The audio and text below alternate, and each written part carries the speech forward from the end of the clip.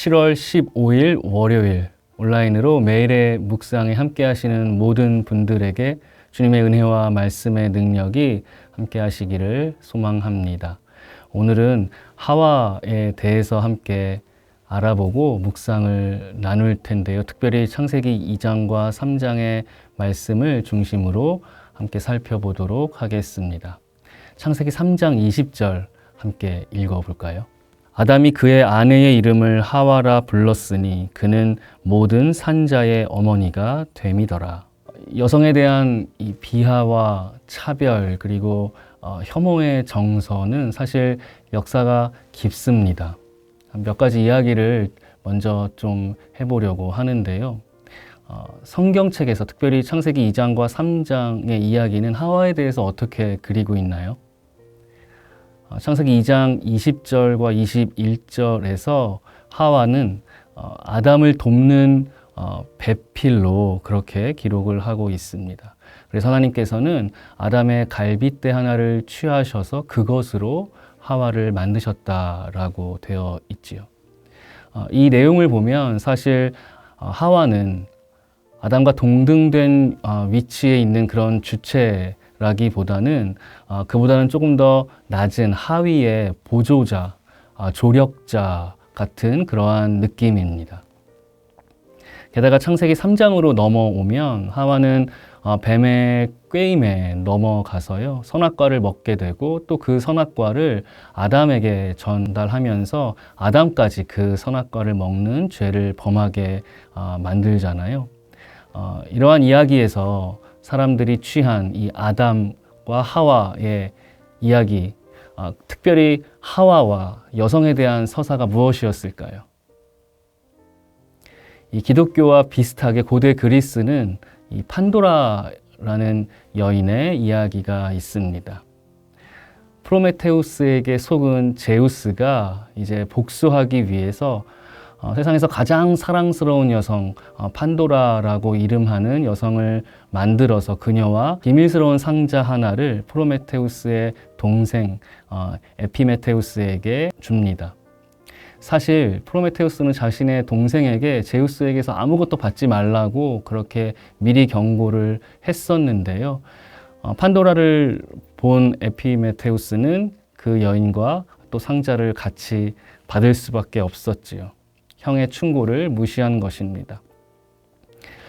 하지만 그 상자는 절대 열어보지 말라고 판도라에게도 충고를 하는데, 그런데 그 자신의 호기심을 이기지 못하고 판도라가 그 상자를 열었을 때 어떤 일이 벌어지나요?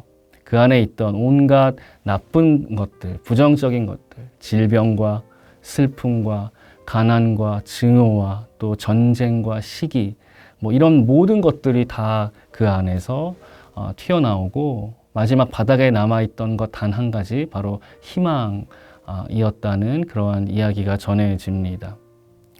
이 이야기를 통해서 판도라는 인간의 삶의 모든 불행의 원천이고 이제 아이콘이 된 것이죠. 하와와 또 이 판도라의 서사는 여성이 남성을 망치는 존재, 더 나아가서 하나님의 뜻과 나라의 방해가 되고 걸림돌 되는 그러한 존재라고 이야기를 합니다. 이러한 사실 정서, 문화, 인식이 특히 서양 문화에서는 아주 깊이 그렇게 깔려 있던 것이죠. 사실 그래서 2세기의 신학자이자 교부였던 터툴리안은 여성에 대해서 이렇게 이야기를 했다고 합니다. 너희는 악마의 관문이다. 무시무시하지요. 원죄의 책임을 하와에게 돌린 것입니다. 중세 신학의 최고봉이었던 토마스 아퀴나스, 신학대전으로 유명한 인물이잖아요. 이 아퀴나스도 여성보다는 남성이 하나님의 형상에 더 가깝다라고 강조했다고 해요. 아무래도 이 창세기에 하와의 이 서사가 영향을 준 것입니다. 여성을 남성보다 열등한 존재로 그렇게 인식하였고 가리켜 온 것이죠. 하지만 우리가 성경을 읽다 보면 하와에 대하여, 특별히 여성에 대하여 그렇게만 가르치고 있지는 않은 것을 확인할 수가 있습니다. 여러분, 아담이 하나님께서 만드셔서 데리고 온 그 하와를 처음 봤을 때의 첫 고백이 어떻게 됩니까? 창세기 2장 23절은 이렇게 기록을 하고 있습니다. 아담이 이르되 이는 내 뼈 중에 뼈요 살 중에 살이라. 이것을 남자에게서 취하였은즉 여자라 부르리라 하니라. 무슨 말입니까? 진짜 내 뼈입니다. 진짜 내 살입니다. 라는 고백은 결국 또 다른 내 자신이라는 선언과도 같습니다. 타자를 통해서 그 안에 있는 자기 자신을 발견한 것이죠. 그러한 존재라는 것입니다. 그러니까 남성과 여성이 구별되고 서로 차별하는 그러한 개념과는 전혀 거리가 먼 그러한 고백인 것입니다. 저희가 처음 같이 읽은 창세기 3장 20절, 아담이 자신의 아내를 하와라고 불렀을 때 이 하와의 의미는 또한 무엇입니까? 모든 산자의 어머니라는 의미입니다. 말하자면 저주와 심판의 원인이 되는 열등한 존재가 아니라 남성을 포함한 모든 생명의 시작이고 원천이고 근거라는 그러한 놀라운 그 선언인 것이죠.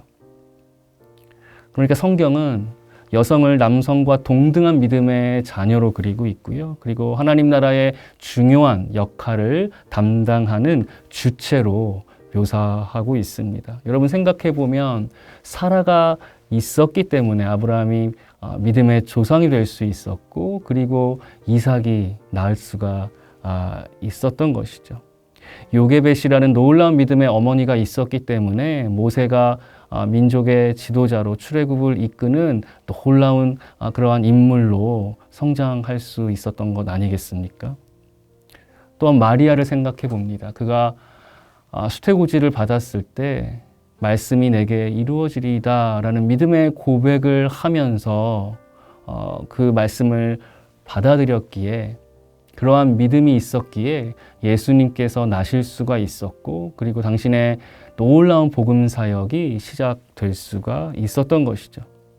그러니까 하나님의 나라, 우리가 믿는, 우리가 바라는 하나님의 뜻은 남성과 여성이 서로를 차별하거나 당파를 짓거나 갈등을 하는 것이 아니라 그런 것 없는 함께 이루어가는 믿음의 공동체라는 것입니다.